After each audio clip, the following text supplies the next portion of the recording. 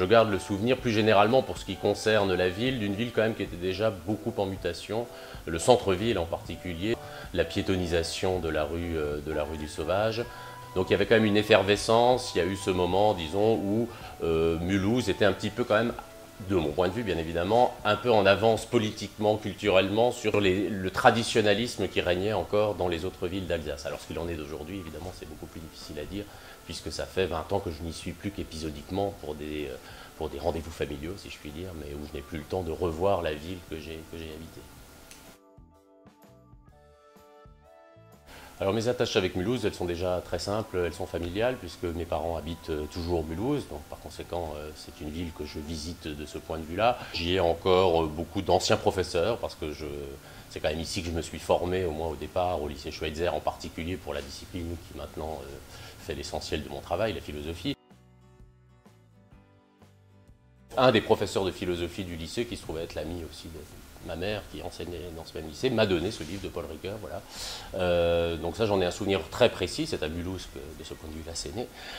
Et puis je l'ai lu, et c'est comme si j'avais découvert un univers nouveau, des manières d'aborder, pas seulement d'ailleurs des problèmes, parce qu'à ce moment-là, je ne savais pas ce que c'était qu'un problème, mais des manières d'aborder la vie, l'existence, de manière tout à fait originale, inédite. C'est à partir de ce moment-là que j'ai commencé à lire la philosophie, et que jusqu'à aujourd'hui, je ne me suis pas arrêté. Alors pourquoi est-ce qu'il y a de la philosophie à l'école polytechnique? Ça, effectivement, on peut se poser la question, d'autant plus que c'est une spécificité de cette école-là. En tout cas, déjà, c'est une spécificité française. Dans les autres écoles d'ingénieurs dans le monde, il n'y a pas du tout ni de philosophie, ni de littérature, ni d'histoire.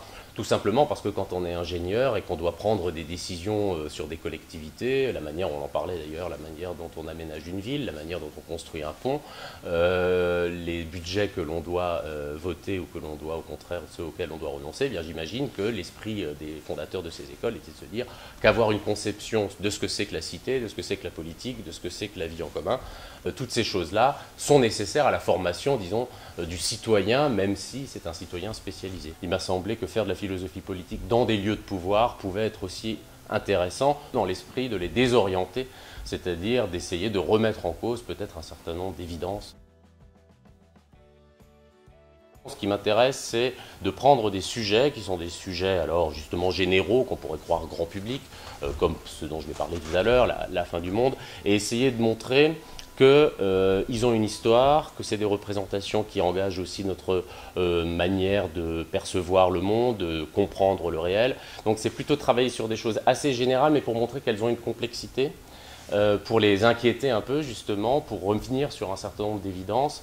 Et donc je travaille sur des thèmes, alors là cette fois-ci, comme la crise, la fin du monde, le politique en général, la démocratie, qui ne sont pas originaux du tout en tant que tels.